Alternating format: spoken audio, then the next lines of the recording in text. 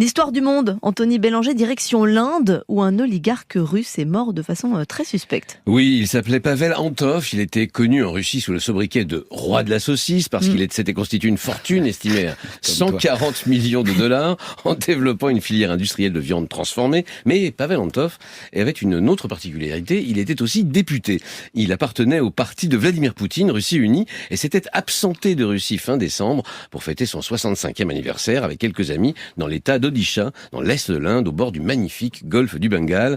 Ce qu'on sait, c'est qu'il a été retrouvé mort au cours du week-end après une chute de plusieurs étages. Il aurait sauté dans le vide, soit de sa chambre, soit du toit de l'hôtel, on ne sait pas bien. Un suicide en somme, sauf qu'il s'agit du deuxième mort dans cette histoire. Il y a un autre décès dans cette affaire ? Oui, quelques jours plus tôt, dans le même hôtel, au sein du même groupe d'amis, le 22 au soir, on a retrouvé Vladimir Bidenov, inconscient dans sa chambre d'hôtel, entouré de bouteilles de vin vides, emmené en urgence à l'hôpital. Il est décédé en arrivant. Ça fait beaucoup pour un seul groupe d'amis en week-end prolongé en Inde, d'autant que Pavel Antov n'est pas n'importe qui. En juin, il publiait sur WhatsApp un post très critique sur la guerre en Ukraine. On y voyait un immeuble résidentiel de Kiev touché par des missiles russes, dans lequel un homme était mort et une petite fille de 7 ans ainsi que sa mère avaient été blessées. Antov avait ajouté ce commentaire: difficile d'y voir autre chose que de la terreur. Alors forcément, on se pose la question du rôle des services russes. Oui, disons que le tombé de balcon fait désormais partie des signatures du GRU, les renseignements militaires russes, en expédition punitive auprès de tous ceux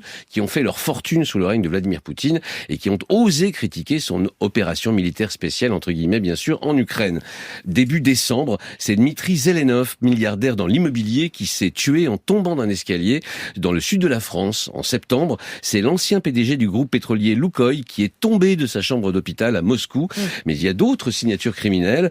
Sergueï Protosenko, ancien du géant gazier Novatek, sa femme et sa fille de 18 ans sont morts en avril en Espagne. Vladimir Avayev de Gazprombank et sa femme et sa fille, eux, ont été retrouvés inanimés en avril aussi dans leur appartement moscovite. Et le mode opératoire était le même ? Les deux hommes ont été retrouvés pendus, leur famille lardée de coups de couteau dans une pièce séparée. La liste est longue de ces accidents de la vie, de ces maladies indétectées ou de ces crimes, ces crises cardiaques foudroyantes. Une page Wikipédia est même entièrement consacrée à ces décès suspects, c'est dire. Alors, on connaît bien sûr la brutalité des services russes, capables de frapper n'importe où, n'importe quand. C'est d'ailleurs le vrai message de ces opérations, mais on constate aussi qu'elles se multiplient ces derniers temps, preuve, d'une certaine nervosité du côté du Kremlin.